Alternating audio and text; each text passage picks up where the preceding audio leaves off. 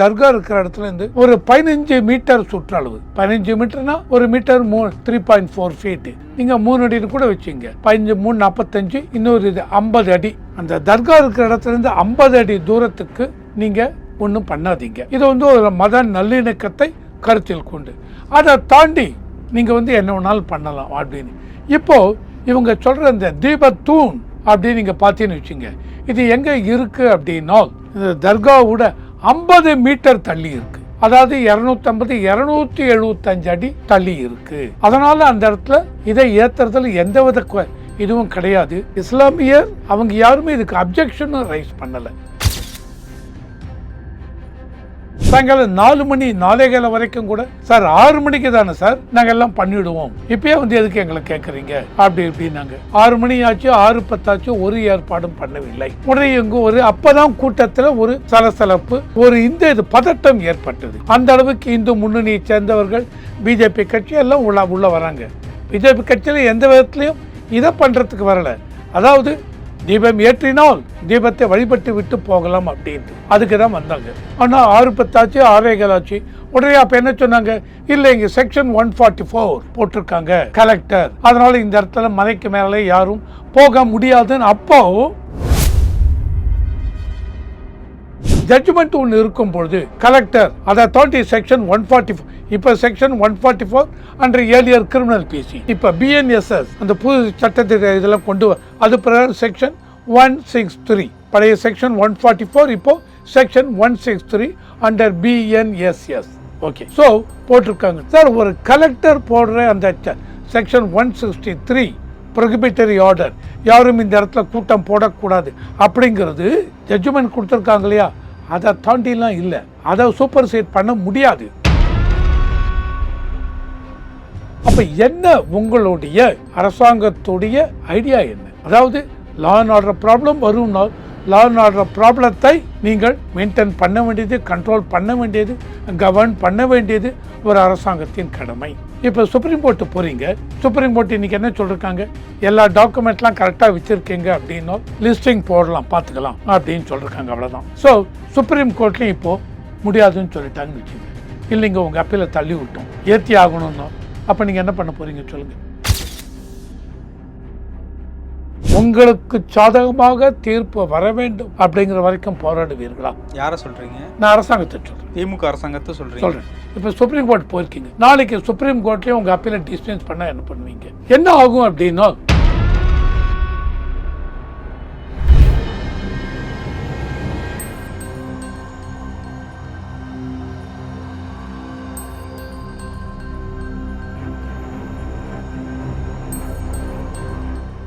Real one நேயர்களுக்கு வணக்கம். இன்று நம்மளுடைய நேர்காணலுக்கு அரசியல் விமர்சகரான திரு ரவிசங்கர் அவர்கள் இணைஞ்சிருக்காங்க. சார் வணக்கம். வணக்கம். வணக்கம். எப்படி இருக்கீங்க? நல்லா இருக்கு. திருப்பரங்குன்றம் தொடர்பா பல விஷயங்களை பத்தி நம்மளே நிறைய விவாதிச்சிருக்கோம். ஆனா கார்த்திகை தீபத்தின் போது நடந்த சில அசௌகரியமான விஷயங்கள் மக்களுக்கு நிறைய பேருக்கு இடையூறை ஏற்படுத்தியிருக்கு. அன்று மாலை 144 அந்த இடத்துல அமெண்ட்மெண்ட் பண்ணியிருக்காங்க. அந்த அளவுக்கு அந்த இடம் ஒரு கலவரமான ஒரு இடமா மாறினுச்சு. அது மட்டும் இல்லாமல் சுப்ரீம் கோர்ட் வரைக்கும் போய் அந்த கேஸ் டிசம்பர் 9ஆம் தேதி ஒத்தி வைக்கிறோம் அப்படிங்கிற ஒரு விஷயத்தையும் சொல்லியிருந்தாங்க. இன்னொரு விஷயம் என்ன அப்படின்னா பார்லிமெண்ட்டில் விவாதிக்கணும் அப்படின்னு சொல்லி திமுக எம்பிக்கள், காங்கிரஸ் நோட்டீஸும் கொடுத்துருந்தாங்க. நேஷனல் லெவலில் அந்த விஷயத்தை எடுத்துகிட்டு போகிறாங்களா அப்படிங்கிற ஒரு கேள்வியும் வந்திருக்கு. தற்பொழுது அது முழக்கத்தில் தான் இருக்குது அப்படின்னு வச்சுக்கோங்களேன். இந்த விஷயத்தினுடைய திமுகவினுடைய ஐடியாலஜி என்ன, இல்லை அவங்க என்ன விஷயத்த முயல்றாங்க அப்படிங்கிறத பற்றி நீங்கள் என்ன நினைக்கிறீங்க? கார்த்திகை தீபம் இது இதுவரைக்கும் பொதுவாக நீங்கள் பார்த்தீங்க அப்படின்னா இந்த இஷ்யூ லாங் பேக் 1921 1931 பீரியட்லேயே அந்த சமயத்தில் இவங்க சொன்னாங்க, இல்லை இது கார்த்திகை தீபம் இந்த மாதிரி மேலே இருக்க தீபத்தூணில் ஏற்றலாம் அப்படின்னு சொன்னாங்க. ஆனால் செகண்ட் வேர்ல்டு வரும்போது செக்யூரிட்டி ரீசனுக்காக மேலே தீபத்தூணில் இது ஏற்றவில்லை. அதுக்கப்புறம் இது உச்சிப்பள்ளியார் கோவில் அங்கே இது பண்ணிட்டு இருந்தாங்க. திரும்பி 1995 ஒரு கேஸ் இவங்க கொடுத்தாங்க ஜட்ஜ்மெண்ட்டு. அதில் என்ன சொல்லியிருக்காங்க அப்படின்னா, அதாவது இந்த இடம் இவங்களுக்கு சொந்தமா, ஆர் இந்த இடத்துக்கு மேலே இந்த முருகருடைய அறுபடை வீடுல முதலாம் வீடு திருப்பரங்குன்றம், இது எல்லாருக்கும் தெரியும். கீழே வந்து மலைக்கு அடிவாரத்தில் சுப்பிரமணிய சுவாமி கோவில் இருக்குது. இதை தாண்டி மேலே போனீங்கன்னா சுப்பிரமணிய சுவாமி கோவிலுடைய உச்சி பிள்ளையார் மண்டபம் இருக்குது. அந்த உச்சி பிள்ளையார் மண்டபத்தில் தான் தீபம் ஏற்றிட்டு இருக்காங்க. முன்னாடி வந்து ஏற்றிருக்காங்க மேலே தீபத்தூணில். நடுவில் வந்து இதை தாண்டி மேலே போனீங்கன்னா சிக்கந்தர் தர்கா, அந்த தர்காவுடைய இது இருக்குது. உடனே இப்போ என்ன ஒரு இஷ்யூ வந்ததுனால், இந்த மேலே இருக்க இடமெல்லாம் தர்கா இவங்களுக்கு இஸ்லாமியர்களுக்கு சொந்தமா இல்லை இது சுப்பிரமணிய கோயிலுக்கு சேர்ந்ததா அப்படின்லாம் இஷ்யூ வந்தது. அதுக்கப்புறம் என்ன ஆயிடுத்து, இப்போ கிளியர் கட்டாக அவங்க சொல்லியிருக்காங்க 1995 வேர்டிக்டை பார்த்தீங்கன்னு வச்சுங்க, இந்த பர்டிகுலர் இதில் தர்கா இருக்கிற இடத்துலேருந்து ஒரு 15 மீட்டர் சுற்றளவு, 15 மீட்டர்னா ஒரு மீட்டர் 3.4 ஃபீட்டு, நீங்கள் 3 அடின்னு கூட வச்சுங்க, 15 3 45, இன்னொரு இது 50 அடி. அந்த தர்கா இருக்கிற இடத்துலேருந்து 50 அடி தூரத்துக்கு நீங்கள் ஒன்றும் பண்ணாதீங்க. இது வந்து ஒரு மத நல்லிணக்கத்தை கருத்தில் கொண்டு அதை தாண்டி நீங்கள் வந்து என்ன வேணாலும் பண்ணலாம் அப்படின்னு. இப்போது இவங்க சொல்கிற இந்த தீபத்தூண் அப்படின்னு நீங்கள் பார்த்தீங்கன்னு வச்சுங்க, இது எங்கே இருக்குது அப்படின்னா இந்த தர்காவோட 50 மீட்டர் தள்ளி இருக்குது. அதாவது 250 275 அடி தள்ளி இருக்குது. அதனால் அந்த இடத்துல இதை ஏற்றுறதுல எந்தவித இதுவும் கிடையாது. அந்த டிசம்பர் 3ஆம் தேதி கார்த்திகை தீபம் அன்னைக்கு ஏற்ற வேண்டும் அப்படிங்கிறத நான் எதுலேயும் படிக்கலை. அதாவது இஸ்லாமியர் அவங்க யாருமே இதுக்கு அப்ஜெக்ஷனும் ரைஸ் பண்ணலை. நவம்பர் 30ஆம் தேதி இந்த இஷ்யூலாம் வந்து ஜிஆர் சுவாமிநாதன் நீதிபதி அவர்கள் அந்த இடத்த போய் பார்வையிட்டு டிசம்பர் 1ஆம் தேதி ஜட்ஜ்மெண்ட் கொடுத்தார். இல்லை நீங்கள் போகலாம், நீங்கள் போயிட்டு அந்த இடத்துல தீபத்தை ஏற்றலாம் அப்படின்னு சொல்லியாச்சு. டிசம்பர் 3ஆம் தேதி சாயங்காலம் 6 மணிக்கு தீபம் ஏற்றணும். தீபம் அன்னைக்கு, ஆமாங்க, தீபம் அன்னைக்கு கார்த்திகை தீபம் அன்னைக்கு ஏற்றணும். ஏற்றுறதுக்கு இவங்க அப்போ 4 மணி வரைக்கும் கூட அந்த இந்து அறநிலையத்துறையை சார்ந்தவர்கள், எக்ஸிக்யூட்டிவ் ஆஃபீஸர் ஆகட்டும் மற்றவங்க, அவங்க தான் அரேஞ்ச்மெண்ட் பண்ணி கொடுக்கணும். இல்லை நீங்களே பண்ணிக்கங்க சொன்னால் பண்ணிக்கலாம், இல்லை அவங்க தான் பண்ண போகிறாங்க. சாயங்காலம் 4 மணி 4:15 வரைக்கும் கூட, சார் 6 மணிக்கு தானே சார் நாங்கள் எல்லாம் பண்ணிவிடுவோம், இப்போயே வந்து எதுக்கு எங்களை கேட்குறீங்க அப்படி இப்படின்னாங்க. 6 மணி ஆச்சு, 6:10 ஆச்சு, ஒரு ஏற்பாடும் பண்ணவில்லை. உடனே இங்கே ஒரு அப்போதான் கூட்டத்தில் ஒரு சலசலப்பு, ஒரு இது பதட்டம் ஏற்பட்டது. அந்த அளவுக்கு இந்து முன்னணியை சேர்ந்தவர்கள், பிஜேபி கட்சி எல்லாம் உள்ள வராங்க. பிஜேபி கட்சியில் எந்த விதத்துலையும் இதை பண்ணுறதுக்கு வரலை.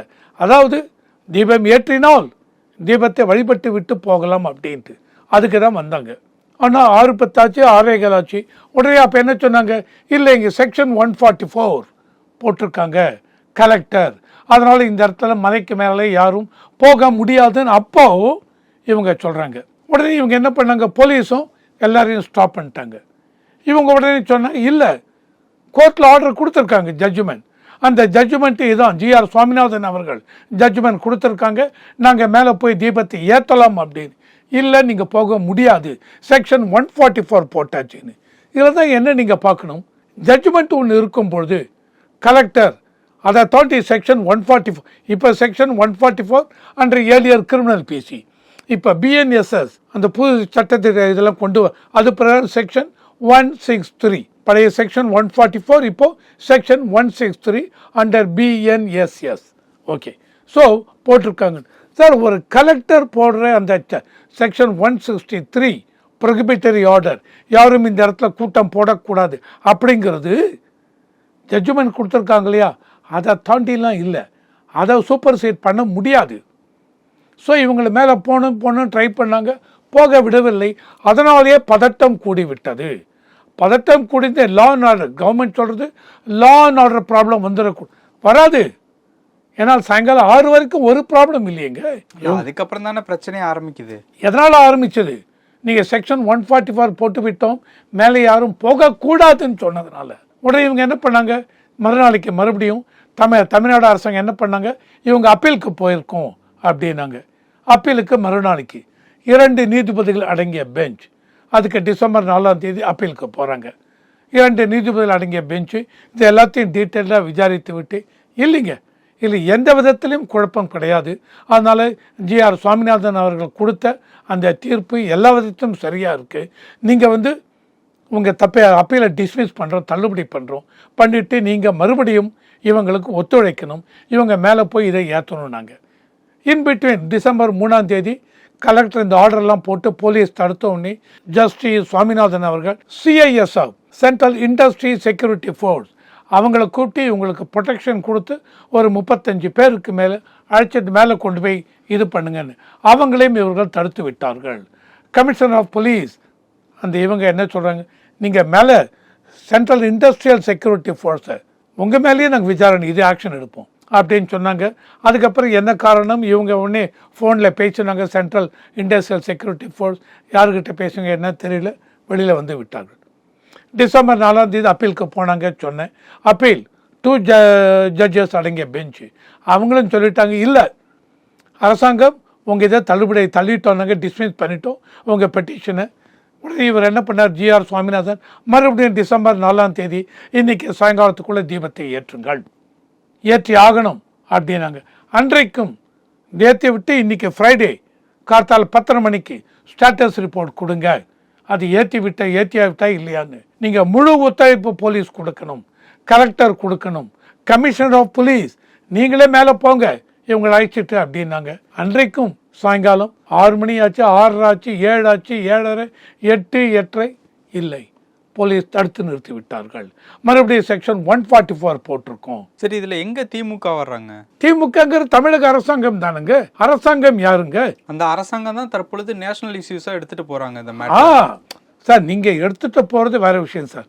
என்னுடைய பாயிண்ட் என்ன அப்படின்னா, டிசம்பர் 3 ஜட்ஜி சொன்னாங்க நீங்க எடுக்கலுங்க, உடனே கான்டெம்ப்ட் ஆஃப் கோர்ட் ஆயிடுது. ஏன்னா ஒரு கோர்ட்டு கொடுக்கறச்ச அந்த ஸ்டேட் அரசாங்கம் அதை ஒபே பண்ணணும், இவங்க பண்ணவில்லை. உடனே இவங்க என்ன பண்ணாங்க, இல்லை நாங்கள் அப்பீலுக்கு போகிறோம். நாங்கள் சரி அப்பீலுக்கு போங்க. அப்பீலுக்கு போனீங்க, அப்பீலுக்கு மறுபடியும் உங்கள் அப்பீலை டிஸ்மிஸ் பண்ணிட்டாங்க. அப்போ நீங்கள் என்ன பண்ணணும், அப்பீலை டிஸ்மிஸ் பண்ணியாச்சுன்னா இது எடுக்கணும். அதாவது நீங்கள் உங்கள் ஐடியா என்ன, அன்றைக்கி அப்பீல் அவங்க ஒத்துட்டு இருந்தாங்கன்னா அரசாங்கம் என்ன சொல்லணும், நாங்கள் சொன்னோம் பார்த்தீங்களா, இதுக்கு தான் நாங்கள் சொன்னோம். இவர் ஜட்ஜி சுவாமிநாதன் அவருடைய இது எடுத்துக்கவில்லை. 2 நீதிபதிகள் அடங்கிய பெஞ்சுக்கு போனோம். இவங்க தீர்ப்பு தப்பு அப்படின்னு சொல்லி எங்களுடைய அப்பீலை ஏற்றுட்டு இருக்காங்க. பார்த்தீங்களா, நாங்கள் சொன்னது லா அண்ட் ஆர்டர் ப்ராப்ளம் வந்துவிடும் அப்படின்னு. அதை அந்த 2 நீதிபதிகள் ஒத்துட்டு இருக்காங்க பார்த்தீங்களா அப்படின்னு அப்போ சொல்லுவீங்க. ஆனால் அந்த 2 நீதிபதிகள் அடங்கிய பெஞ்ச் முடியாதுன்ட்டாங்க, டிஸ்மிஸ் பண்ணிட்டாங்க. ஸோ என்னாச்சு, நீங்கள் உடனே என்ன பண்ணி சுப்ரீம் கோர்ட்டு போகிறீங்கிறீங்க, போயிட்டு வாங்க, தப்பு இல்லை. அப்போ என்ன உங்களுடைய அரசாங்கத்துடைய ஐடியா என்ன? அதாவது லா அண்ட் ஆர்டர் ப்ராப்ளம் வரும்னால் லா அண்ட் ஆர்டர் ப்ராப்ளத்தை நீங்கள் மெயின்டைன் பண்ண வேண்டியது, கண்ட்ரோல் பண்ண வேண்டியது, கவர்ன் பண்ண வேண்டியது ஒரு அரசாங்கத்தின் கடமை. இப்போ சுப்ரீம் கோர்ட்டு போகிறீங்க, சுப்ரீம் கோர்ட் இன்றைக்கி என்ன சொல்லியிருக்காங்க, எல்லா டாக்குமெண்ட்லாம் கரெக்டாக வச்சுருக்கீங்க அப்படின்னா லிஸ்டிங் போடலாம், பார்த்துக்கலாம் அப்படின்னு சொல்லியிருக்காங்க, அவ்வளோதான். ஸோ சுப்ரீம் கோர்ட்லேயும் இப்போது முடியாதுன்னு சொல்லிட்டாங்கன்னு வச்சுங்க. இல்லைங்க உங்கள் அப்பீலை தள்ளி விட்டோம், ஏற்றி ஆகணும்னால் அப்போ நீங்கள் என்ன பண்ண போகிறீங்க சொல்லுங்கள். அப்போ என்ன பண்ணுவீங்க, உடனே 5 ஜட்ஜஸ் அடங்கிய பெஞ்சு, அதாவது உங்களுக்கு சாதகமாக தீர்ப்பு வர வேண்டும் அப்படிங்கிற வரைக்கும் போராடுவீர்களா? யாரை சொல்கிறீங்க? நான் அரசாங்கத்தை சொல்கிறேன், திமுக அரசாங்கத்தை சொல்கிறேன். இப்போ சுப்ரீம் கோர்ட் போயிருக்கீங்க, நாளைக்கு சுப்ரீம் கோர்ட்லேயும் உங்கள் அப்பீலை டிஸ்மிஸ் பண்ணால் என்ன பண்ணுவீங்க? என்ன ஆகும் அப்படின்னா, பண்ணியாச்சு சார், நம்ம அடுத்த தீபத்தும் போது நாங்கள் அலோவ் பண்ணுறோம் அப்படின்னு சொல்லுவீங்க. ஏன்னா டிசம்பர் 3 4 இனிமேல் தீபம் ஏற்றணும், சிம்பாலிக்கா ஏற்றணுங்கிறதுல அர்த்தம் இல்லை, புரியுறதா? உங்கள் இது நேத்திக்கு முந்தா நேத்தி இல்லை நேத்திக்கு ஏற்றி இருக்கணும், 2 முடிஞ்சு போயிடுது. ஆனால் முந்தா நேற்று 3 உச்சப்பிள்ளையார் கோயில் அந்த மண்டபத்தில் ஏற்றியாச்சு. ஆனால் இவங்க சொன்னது தீப தூணில் தான் ஏற்றணும்னு. ஸோ இதுதான் பேக்ரவுண்ட். இன்னைக்கு இவங்க மறுபடியும் என்ன பண்ணிருக்காங்க, ஏன்னா நேற்று இவர் ஜஸ்டிஸ் சுவாமிநாதன் என்ன சொன்னார், 4 நேற்று கண்டிப்பாக ஏற்றணும், 8 வரைக்கும் ஏற்றலை, 8:30 மணி ஆச்சு, 10:30 மணிக்குள்ள நைட்டு ஏற்றணும்னாரு. அப்பயும் ஏற்றவில்லை. அப்பயும் என்ன சொன்னாங்க, 144 லா அண்ட் ஆர்டர் ப்ராப்ளம் இருக்குது அப்படின்னு சொல்லி ஸ்டாப் பண்ணிட்டாங்க. ஸோ இன்றைக்கி 10:30 மணிக்கு ஸ்டேட்டஸ் ரிப்போர்ட் இன்றைக்கி இது பண்ணிருக்காங்க. உடனே இன்றைக்கி என்ன பண்ணிருக்காங்க, இவங்க ஒரு கோரிக்கை கொடுத்துருக்காங்க. திமுக என்ன கோரிக்கை எனக்கு டீட்டெயில் ஃபுல்லாக வரல. உடனே இவங்க என்ன பண்ணுறாங்க, டிசம்பர் 9 ஒத்தி வச்சுருக்காங்க இந்த இதை சென்னை ஹைகோர்ட். இதுக்குள்ளே மீன்வேல் இவங்க பேரலாக சுப்ரீம் கோர்ட்டுக்கு அப்பீலுக்கு போயிருக்காங்க. சுப்ரீம் கோர்ட் அப்பீல் போனாலும் சுப்ரீம் கோர்ட் இல்லைங்க உங்கள் அப்பீலை டிஸ்மிஸ் பண்ணுறோம், இவங்க விளக்க ஏற்றலாம்னு சொன்னால் என்னென்னா அப்போ என்ன சொல்லுவாங்க அரசாங்கம், ஓகேங்க அடுத்த வருஷத்தை பார்த்துக்கலாம்பிங்க. அடுத்த வருஷம் இதே பிரச்சனை தான். ஏன்னா சுப்ரீம் கோர்ட் இல்லை 7, 8 சுப்ரீம் கோர்ட் எடுத்தாங்கன்னா by the time it will be too late. நான் 3 இல்லை அதிகபட்சம் 4 விளக்கு ஏற்றலாம் தீபம். இல்லை அவங்க வந்ததுக்கப்புறம் சிம்பாலிக்காக போய் ஏற்றணும். அந்த சிம்பாலிக்காக ஏற்றணுங்கிறது அது ஒரு இதுவாக வராது. கார்த்திகை தீபம் அன்னைக்கு ஏற்றிருந்தால் அதுக்காக தான் 3ஆம் தேதி தேர்ந்தெடுத்தது. அன்ஃபார்ச்சுனேட்லி இது நடக்கவில்லை. ஆனால் இவங்க லா அண்ட் ஆர்டர் ப்ராப்ளம் ஆகிடும்னாங்க. இந்த லா அண்ட் ஆர்டர் ப்ராப்ளத்தையே எடுங்களேன் சார். அதாவது மற்ற இடத்துல ஒரு பெரிய ப்ரொசெக்ஷன் போகிறது, அதுக்கு அலோவ் பண்ணுறீங்க. தென் வேறு ஒரு இது வருது, ஒரு பெரிய தலைவர் ஒருத்தர் அந்த இவங்க இறந்து விட்டார்னு ஒரு 30,000-40,000 பேர் கோயம்புத்தூரில் போயிட்டு வந்தாங்க. அமைதியாக போனாங்க, போயிட்டு வந்தாங்க, அதுக்கு மரியாதையை கொடுத்தாங்க. ஆனால் அப்போ நீங்கள் லா அண்ட் ஆர்டர் ப்ராப்ளத்தை எதிர்பார்க்கல. அன்றைக்கி 30,000-40,000 பேர் அலோவ் பண்ணிங்க, தவறு இல்லை. ஏன்னா இவங்க போய் இது பண்ணணும், போயிட்டு வந்தாங்க. அதே மாதிரி தான் இதுவும் மேலே போய் இவங்க என்ன கேட்டாங்க, 10 பேர் போயிட்டு வரோன்னாங்க. ஆனால் இதை லா அண்ட் ஆர்டர் ப்ராப்ளம் வரும்னு நீங்கள் தெரியவில்லை. அரசாங்கம் தான் சொல்லணும் என்ன மாதிரி லா அண்ட் ஆர்டர் ப்ராப்ளம் வரும்னு எதிர்பார்த்தீங்க. மற்ற இடத்துலலாம் நீங்கள் அவ்வளோ பேர் வரும்பொழுது tens of thousands of people, அப்போ நீங்கள் லா அண்ட் ஆர்டர் ப்ராப்ளம் எதிர்பார்க்கவில்லை. நல்லபடியாக முடியும்னு பார்த்தீங்க, நல்லபடியாக முடிந்தது. அதே மாதிரி இதையும் முடித்திருக்கலாம், தெரியவில்லை. பார்லிமெண்ட்ல இந்த திருப்பரங்குன்றம் ரிலேட்டபிளான விஷயத்தை பத்தி பேசணும்னு திமுக எம்பிக்கள், காங்கிரஸுகள் 2 பேரும் தங்களுடைய நோட்டீஸ் அனுப்பிச்சிருக்காங்க. அதற்கு தற்பொழுது முழக்கம் தெரிவிச்சிருக்காங்க பார்லிமெண்ட்டிலே. இந்த ஒரு விஷயம் நேஷனல் இஷ்யூஸ் ஆகணும் அப்படிங்கிறதுக்காக இந்த ஒரு முயற்சியா? ஆமாங்க, கண்டிப்பாங்க. ஆனால் இந்த முயற்சி ஆல்ரெடி நேஷனல் லெவலில் மீடியாவில் பேச ஆரம்பிச்சுட்டாங்க, சேனலில். இதையும் தாண்டி ஒரு பார்லிமெண்ட்டில் டிஎம்கே எம்பி, காங்கிரஸ் எம்பி இவங்க நோட்டீஸ் கொடுத்துருக்காங்க. இது பார்லிமெண்ட்டில் டிஸ்கஸ் பண்ணணும் அப்படின்னால், அவங்களுடைய ஐடியாவே என்ன அப்படின்னால் இதை பார்லிமெண்ட்டில் நேஷ்னல் லெவலில் எடுத்துன்னு போகணுன்னு பார்க்குறாங்க. பட் என்னை பொறுத்த வரைக்கும் நீங்கள் இப்போ எடுத்துன்னு போகிறீங்க, இதை வச்சு ஏதாவது பார்லிமெண்ட்டில் லெஜிஸ்லேஷன் பாஸ் பண்ண போகிறாங்களா? இல்லை, எந்த லெஜிஸ்லேஷனும் பாஸ் பண்ண போகிறதில்லை. இது ஸ்டேட்டில் இருக்கிற ஒரு பர்டிகுலர் கோவிலில் இருக்கிற இஷ்யூ. இவங்க எதற்காக இதை பார்லிமெண்ட்டில் எடுத்து பேசணும் அப்படின்னு பார்க்குறாங்கங்கிறது ஐடியா இல்லை. ஆனால் அப்படியே இவங்க பேசினாலும் இதை ஒரு நேஷ்னல் லெவலில் ஒரு கவனத்தை ஈர்ப்பதற்கு ஆல்ரெடி நேஷ்னல் லெவலில் நிறையா கவனத்தை ஈர்த்தாகி விட்டது. சனாதனம், அந்த சனாதனத்தை பற்றி, சனாதனத்தை இப்படி ஒழிப்போம் அப்படி ஒழிப்போம் அப்படிலாம் பேசி நேஷ்னல் லெவலில் அட்டென்ஷன் இது கொண்டு வந்தாச்சு. இப்போ இதுவும் நேஷ்னல் லெவலில் போனீங்கன்னு வச்சுங்களேன், ஒரு டிஎம்கேக்கோ காங்கிரஸ்க்கோ எந்த அளவுக்கு நேஷ்னல் லெவலில் இதை கொடுக்குன்னு எனக்கு தெரியவில்லை. ஏன்னா மக்கள் எல்லாருமே நேஷ்னல் லெவலில் கேட்பாங்க, என்னங்க பிரச்சனை, இவங்க கேட்குறது ஒரு 10 பேர் மேலே போய் ஏற்ற போகிறாங்கிறாங்க. இந்த 10 பேர் ஏற்ற போகிறதுக்கு என்ன பிரச்சனை இருக்கும்? இது எங்கே இந்த லா அண்ட் ஆர்டர் ப்ராப்ளமாக வரும் அப்படின்னு கேட்டிருப்பாங்க. ஆனாலும் இவங்க எடுத்துகிட்டு போயிருக்காங்க, பார்க்கலாம் எப்படி வரும்ன்ட்டு. ஆனால் ஒன்று நிச்சயம், பார்லிமெண்ட் இதுக்காக இவங்களும் கேட்கல, ஆனால் கேட்கவும் முடியாது. லெஜிஸ்லேஷன் பாஸ், என்ன ஆக்ட் பாஸ் பண்ணணும், என்ன பண்ணணும்னு சொல்லுங்கள். அந்த கோயிலுக்கு ஏற்றக்கூடாதுன்னு சொல்லணுமா, இல்லை எந்த மாதிரி லெஜிஸ்லேஷன்? ஏன்னா அவங்க சொல்லலை, ஒரு கவன ஈர்ப்பு தீர்மானமும் கொண்டு வரணும் அப்படின்னு சொல்கிறாங்க. அவ்வளோதான், என்ன பண்ண போகிறாங்க பார்க்கலாம். பல விஷயங்கள் பேசணும். நேரத்துக்கு ரொம்ப நன்றி சார். வணக்கம்.